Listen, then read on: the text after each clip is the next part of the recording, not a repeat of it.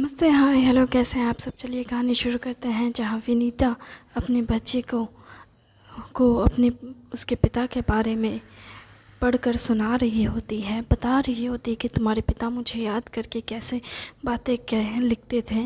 वो सारी बातें वो अपने बच्चे को हर रात सुनाती है।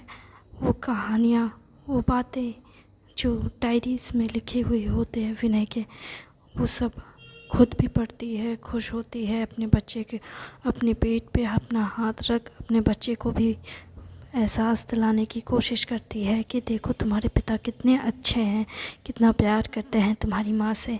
वो ये एहसास दिलाने की कोशिश कर रही होती है अपने बच्चे को और ख़ुद को। और इस तरह से दिन गुज़रते जाते हैं। दिन बीतते बीतते वो आखिर में 9वां महीना भी आ जाता है, पर विनय की कोई खबर नहीं होती है आने की। सब लोग सोच रहे होते हैं कि क्या उन्हें विनय को बता देना चाहिए। फिर हालांकि विनीता इस मामले में कह देती है नहीं, अब जब विनय इतना व्यस्त है तो उसे अभी बताने की ज़रूरत नहीं, वरना वो परेशान होगा। या तो हमें शायद शुरुआत में ही उसे बता देना चाहिए, या तो फिर अब उसके आने का इंतज़ार ही करना चाहिए। ये कहकर वो बात नहीं बताती है विनय को। विनीता अपने बच्चे का ख्याल रख रही होती है। उसका पूरा परिवार इस सब में उसका साथ देता है। वक्त के साथ 9वां महीना चढ़ जाता है। 9वें महीने में विनीता अपने परिवार के साथ बरामदे में बैठी होती है। उसी बीच सुबह का समय था। सभी लोग हंसी मजाक के बीच खाना बनाने की बातें छेड़ी हुई होती हैं। उसके ससुर और चाचा ससुर दोनों ही खाना बनाने के लिए रसोई में घुसे होते हैं, जहाँ वो खाना बनाते वक्त सोच रहे होते, एक दूसरे से बातें करते हुए कहते हैं कि भाई तुम्हें पता है क्या, तुम्हारी मतलब भाभी को ये क्या कहते हैं, धनिया पत्ता नहीं पसंद, स्पेशली टमाटर ये बैगन की चटनी में। जिस पर वो कहते हैं अच्छा है कि इन दोनों की चॉइसेस इतनी भी सिमिलर, मतलब इतनी सिमिलर तो मतलब जिस पर वो कहते हैं, बोलना क्या चाहता है यार। अरे भैया सच कहूँ तो मैं अब समझ में आता है कि अगर एक इंसान की चॉइसेस दूसरे इंसान के चॉइसेस से बिल्कुल भी मेल ना खाए तो कितनी परेशानी होती है। इस बात पे वो एग्री करते हुए कहते हैं हाँ ये बात तो सही है। अगर किसी को दाल पसंद है तो किसी को रायता पसंद है। मैं तो सोच रहा हूँ कि जब हम लोग के लिए खाना बनता था रसोई में, तो हमारी पत्नियों को कितना कुछ मैनेज करना पड़ता होता था। हाँ लेकिन फिर भी भैया हमारी तो चॉइसेस काफ़ी हद तक सेम सेम थी। नहीं, हमारी चॉइसेस बिल्कुल सेम नहीं थी। मुझे सूजी का हलवा पसंद था, तुझे गाजर का हलवा पसंद था। तो साल में एक बार सिर्फ गाजर का सीज़न का इंतज़ार करता था, सिर्फ गाजर का हलवा खाने के लिए। वो लाल गाजर का हलवा खाने के लिए तो पूरे साल इंतज़ार करता था, और मैं 12वें महीने में कभी भी सूजी का हलवा खा लेता था।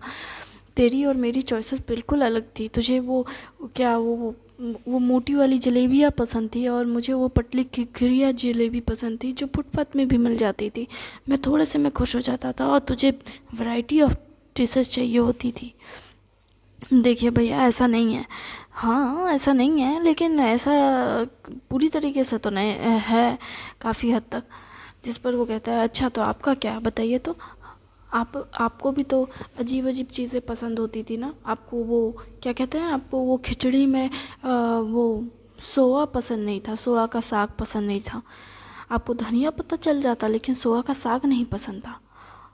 ऐसा नहीं है, आपको तो लहसुन भी नहीं पसंद दाल में छौंका मारा हुआ। ऐसा नहीं है। आपकी वजह से पता है भाभी को कितना कितना नापसंद करना पड़ता था, अपनी पसंद को मारना पड़ता था, क्योंकि भाभी को लहसुन का छौंका दिया हुआ दाल बहुत पसंद था। हाँ तो वो तो तुझे भी पसंद था। हाँ तो मुझे भी एडजस्ट करना पड़ता था भाभी के साथ साथ। आपकी वजह से नहीं खाने को मिलता था। अच्छा, और तेरी वजह से जो मुझे खाने को नहीं मिलता था वो गाजर का हलवा जब बनता था तो तू हांडी भर के खाता था। अच्छा, वैसे तो रहने दीजिए, हम लोग झगड़ क्यों रहे हैं? वैसे भी आज खाना तो हम लोग बना रहे हैं और हमारी पसंद का नहीं बन रहा, ये तो उनकी पसंद का खाना बन रहा है। सही कहा, पसंद तो उनकी है और पर हाँ, उनके नखरे ज़्यादा नहीं हैं। सही कहा, मैं तो बहुत खुश हूँ कि मेरी पत्नी के ज़्यादा नखरे नहीं हैं। सच कहा जाए तो उनके नखरे शायद कभी किसी ने उठाए ही नहीं, या शायद किसी ने ऐसी कोई ख्वाहिश की ही नहीं कि उन्हें नखरे करने का मौका मिले। शायद उनकी माँ ने भी उनसे कभी नहीं कहा कि तुम ये मत खाओ, वो मत खाओ, या ये खाओ, वो खाओ। उसे नखरे करने का मौका ही नहीं मिला होगा शायद। सही कहा, उसके पास चॉइस ही नहीं थी, उसे हर चीज़ मुंह बंद करके खाना पड़ता था, चाहे उसकी इच्छा हो या ना हो। शायद इसलिए उसके नखरे नहीं हैं। मेरी पत्नी के भी नखरे नहीं हैं, बिल्कुल भी नहीं। मैं सोचता था कि वो बहुत नखरेली होगी शादी के टाइम पे, तो क्योंकि वो काफ़ी अच्छे घर से नहीं थी, तो मुझे लगा था। लेकिन फिर मुझे समझ आया कि उसके पास नखरे करने का समय नहीं था, उसके पास तो वक्त ही नहीं था कि वो नखरा कर सके, या उसके पास ये चॉइसेस करने के लिए भी नहीं था, क्योंकि उसने बहुत सारी चीज़ें तो चखी ही नहीं थी। उनकी बातें बाहर में बैठी हुई चाची और माँ दोनों ही सुन रही होती है। साथ में विनीता भी उनकी बातें सुन रही होती है, जिस पर चाची कहती है कि बस बस आप लोगों की बातचीत हो गई हो तो वो बहू को खाना दे दीजिए, बहुत भूख लगी होगी हमारे होने वाले बच्चे को, देखिए जल्दी से खाना दीजिए। मैं नहीं चाहती थी कि विनीता और हमारे नाती को भूखा रहे। अच्छा, नाती होगा कि पोता होगा या पोती, अरे जो भी हो मुझे फ़र्क नहीं पड़ता, नाती हो नतनी हो घंटा फ़र्क नहीं पड़ता। मुझे बस चाहिए कि बच्चा बहुत स्वस्थ हो और बहुत प्यारा दिखे, बिल्कुल मेरी तरह। अच्छा, जिस पर चाचा आकर के उसे टोकते हुए कहते हैं, तुम्हारी तरह दिखेगा तब तो गुब्बारा बन जाएगा। देखो ऐसे मत बोलिए, मतलब मैं सुंदर नहीं हूँ क्या? बताओ विनीता। विनीता का गाल पकड़ के कहती है, देखो विनीता, मैं सुंदर नहीं हूँ, अगर बच्चा बिल्कुल मुझ पे गया तो क्या वो सुंदर नहीं दिखेगा? देखना तुम्हारा बच्चा ना बिल्कुल मुझ पे जाएगा, आखिर मैं ही तो हूँ जो उसके आसपास दिखती हूँ। जिस पर वो कहती है, ऐसा नहीं है, पर ऐसा भी नहीं है कि बच्चा आप पे ही जाए, हो सकता है कि आपकी खूबसूरत आँखें बच्चा ले। क्या मेरी आँखें बहुत खूबसूरत हैं? और मेरा चाचा टूकते हुए कहता है, आपकी नाक बहुत अच्छी है, बच्चे की नाक बिल्कुल आप पे जानी चाहिए। और मेरी माँ, आपकी तो होंठ बहुत अच्छे हैं, आपके होंठ लिए जाएंगे बच्चे के पास। अच्छा, तो मेरा कान होना चाहिए। जिस पर वो कहती है, हाँ हाँ, आपके तो कान लिए जाएंगे, और वो जो वहाँ ईशांत बैठा है ना, उसका गला, और आवाज़ किस पे जानी चाहिए? आवाज़ तो विनीता पे ही जानी चाहिए, कितनी प्यारी सी आवाज़ है हमारी बहू की, है ना? जिस पर विनीता हंसने लगती है और इसी हंसी में उसका लीवर पेन शुरू हो जाता है। वो एकदम से चिल्लाती है और कहती है, माँ बहुत दर्द होने लगा। जिस पर वो लोग सब पैनिक हो जाते हैं और कहते हैं, अरे लगता है डिलीवरी का समय आ गया है, अरे जल्दी से इसे हॉस्पिटल ले चलो। फिर सभी लोग उसे पकड़ कर हॉस्पिटल लेकर जाते हैं। हॉस्पिटल जाने के बाद भी विनीता की चीखें शांत ही नहीं होती है, वो बहुत चिल्ला रही होती है। सभी लोग भी थोड़े पैनिक हो चुके होते हैं, हालांकि पहले से ही बहुत सारे प्रिपरेशन करके रखा हुआ होता है हॉस्पिटल में, लेकिन फिर भी वो लोग समझ नहीं पाते ऐसे सिचुएशन में कैसे रिएक्ट करें। तो फिर चूँकि हॉस्पिटल पहुंच गए तो डॉक्टर उन्हें शांत करते हैं और कहते हैं, हम उसका ख्याल रखेंगे। हालांकि शुरुआत से ही ये डिसाइड किया गया होता है कि लेबर पे नॉर्मल डिलीवरी होगी विनीता की, लेकिन जो कि विनीता की कंडीशन बिगड़ने वाली होती है तो सी सेक्शन करना पड़ता है। जिस पर सीजर करके बच्चे उनकी डिलीवरी होती है और इस तरह से बच्चे का जन्म होता है। विनीता को एक प्यारी सी क्यूट सी बेटी का जन्म होता है और वो उसे सबसे आखिर में देख पाती है क्योंकि वो बेहोश होती है। उसके परिवार के लोग बच्चे को पहले देखते हैं। आखिर में डॉक्टर विनीता के पास बच्चे को लेकर आते हैं और विनीता को ये पता चलता है कि उसकी बेटी हुई है। विनय की बातें याद कर विनीता मुस्कुराती है और कहती है मन ही मन कि विनय, तुम्हारी बात सच हो गई। तुमने कहा था हमारी पहली बेटी होगी, देखो हमारी बेटी हुई है। तुम कहाँ हो? वो याद करने लगती है विनय को और उसकी आंखों में आंसू होते हैं। उसकी माँ उसे कहती है फिक्र मत करो, विनय जल्दी आ जाएगा। वो कहती है हाँ, बस उसी की कमी है, पता नहीं कहाँ है वो, देखना वो जल्दी आएगा। पता नहीं माँ, कल से मैंने उससे बात नहीं की है, मेरी कॉल भी रिसीव नहीं किया है उसने। कोई बात नहीं, तुम अपनी बेटी को देखो। विनय की याद को छोड़ अपनी बेटी को देखती है। वो बहुत प्यारी सी लग रही होती है, गोरी खूबसूरत मासूम सा चेहरा। विनीता और उसका पूरा परिवार उस मासूम से बच्चे की और देखने में व्यस्त होता है और डॉक्टर के कहे मुताबिक विनीता को 2 दिन तक हॉस्पिटल में रहना पड़ता है और बच्चे से मिलने के लिए हर रोज़ कोई ना कोई आता है।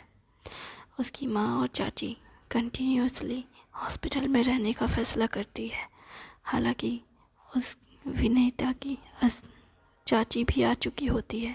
वो तीनों औरतें डिसाइड करती है कि वो पारा-पारी हॉस्पिटल में रहेगी। आदमियों को हॉस्पिटल में लेडीज़ वार्ड में अलाउ नहीं था, इसलिए वो लोग सिर्फ दिन के टाइम पे मिलने आते थे।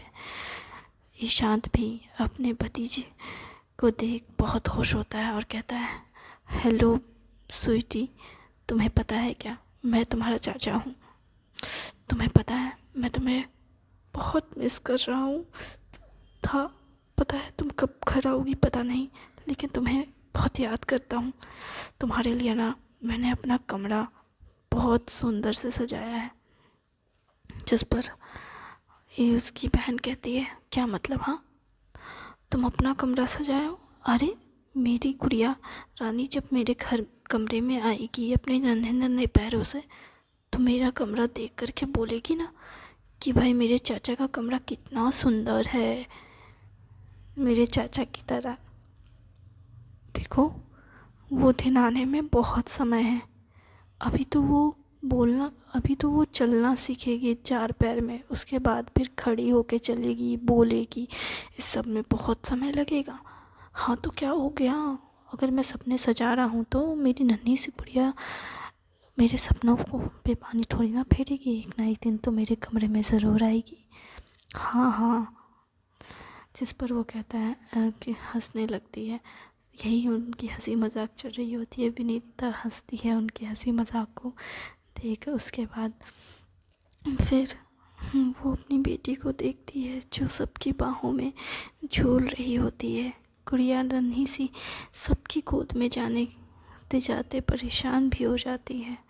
वो रोने लगती है और फिर सभी लोग मिलकर उसे शांत कराने की कोशिश करते हैं।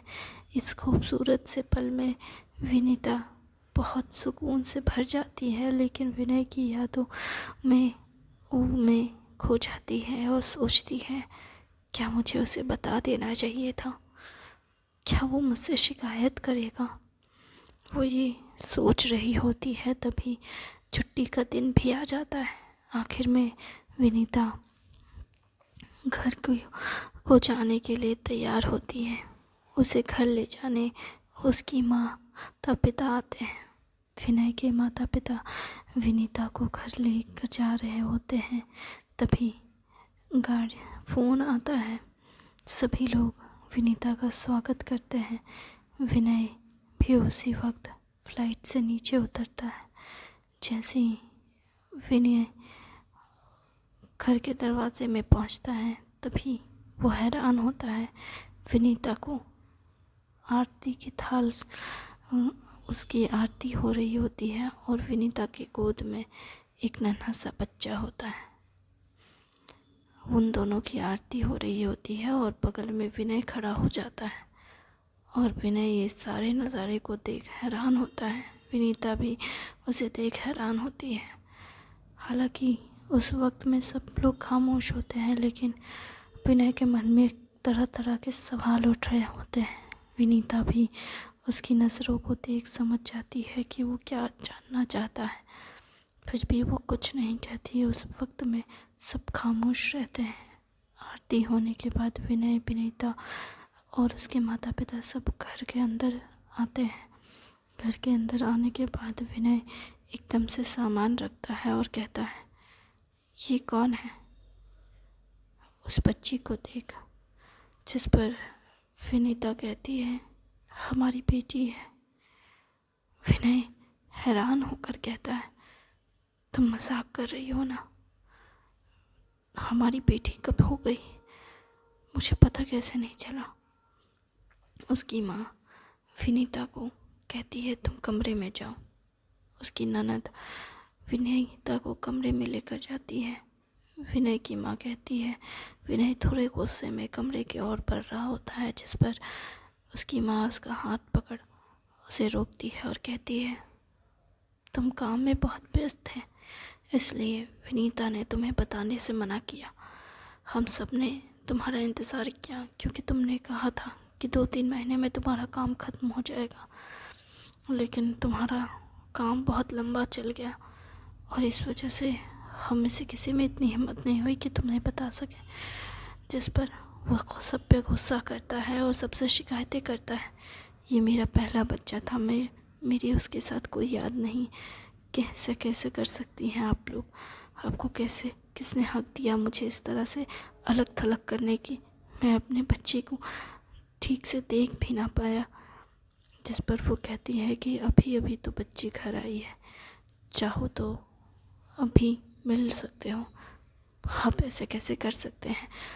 वो गुस्से में मुंह फुलाए बालकनी ऊपर जाता है, लेकिन विनीता से कुछ कहने की हिम्मत नहीं जुटा पाता क्योंकि उसकी माँ ने कहा कि उसका सी सेक्शन हुआ है और वो बहुत दर्द में थी। उसे कुछ मत कहना, वो बहुत परेशान रही है। अभी तो उसके चेहरे में हंसी आई है। अगर उसे प्यार नहीं दे सकते तो उससे सवाल जवाब भी मत करना। इस वजह से वो चाहकर भी कुछ नहीं कह पाता।